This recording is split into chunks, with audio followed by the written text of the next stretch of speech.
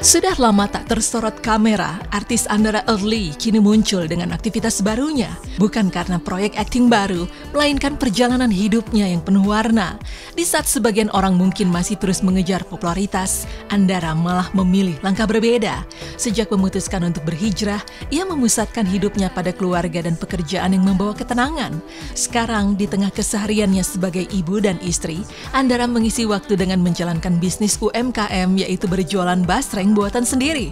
Melalui akun media sosialnya, Andara terlihat antusias memamerkan basreng jualannya yang sudah dimulai 4 bulan terakhir. Baru beberapa bulan lalu deh, lupa aku, mungkin 3-4 bulan lalu lah. Simpel, mudah, terus udah gitu sepertinya peminatnya juga lumayan banyak gitu ya. Yang aku pikir tadinya lebih banyak anak-anak muda gitu ya yang suka, karena ini kan cemilan-cemilan gitu.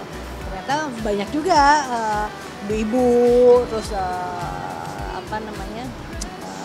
anak-anaknya juga yang masih kecil-kecil juga ikutan beli juga gitu. Jadi aku cuma jual dua varian aja. Jadi satu top ini, satu yang pouch gitu. Jadi yang pedas sama yang original. Segala proses produksi masih dilakukan sendiri, mulai dari persiapan bahan, penggorengan, hingga pengemasan produk. Karena itu Andara terapkan sistem pre-order seminggu sekali untuk mengatur jumlah pesanan yang masuk. Andara masih selektif soal customer, ia hanya memilih orang terdekat saja karena belum berani merambah ke pasar yang lebih luas. Apalagi basreng yang sifatnya mudah hancur, Andara tak mau mengecewakan customer dengan kualitas produk yang sudah rusak. Baginya kepuasan pembeli lebih penting dari sekedar mengejar keuntungan.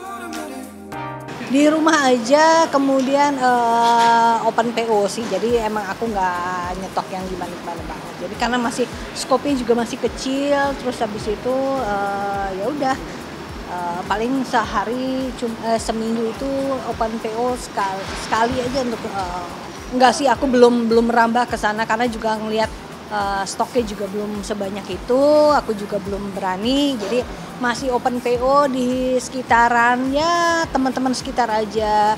Untuk bilang kalau ini jadi serius gitu belum, tapi kalau misalnya ternyata melihat prospeknya oke, ya bukan nggak mungkin kita bisa mengarah yang jadinya lebih besar.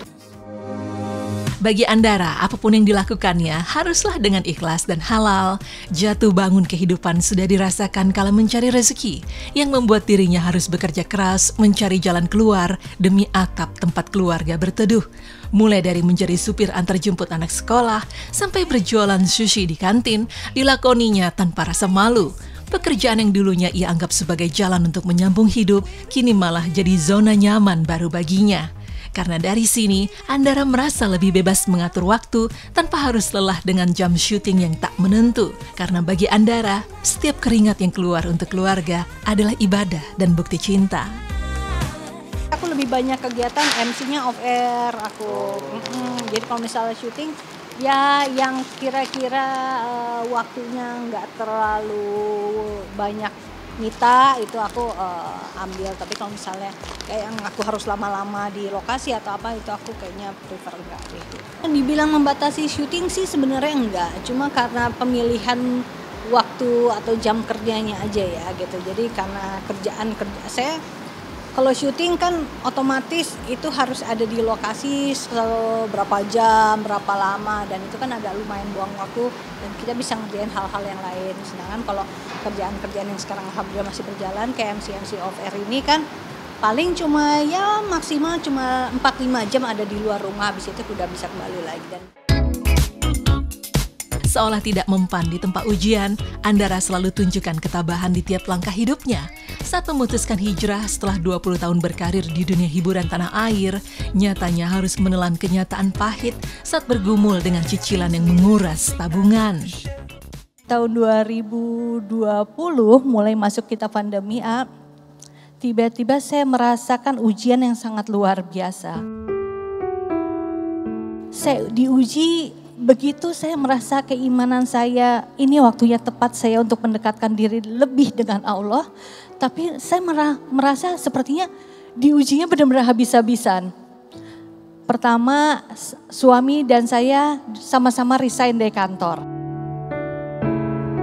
Tagihan nggak bisa diindahkan. Saya ikhlaskan untuk menghabiskan hampir bisa dibilang 90% dari sisa tabungan yang saya punya untuk melunasi KPR tersebut. Alhamdulillah lunas dan memang ada kelegaan, tapi ujian itu masih terus ada sampai detik ini gitu. Ujian ekonomi, ujian rumah tangga, ujian anak semua ada.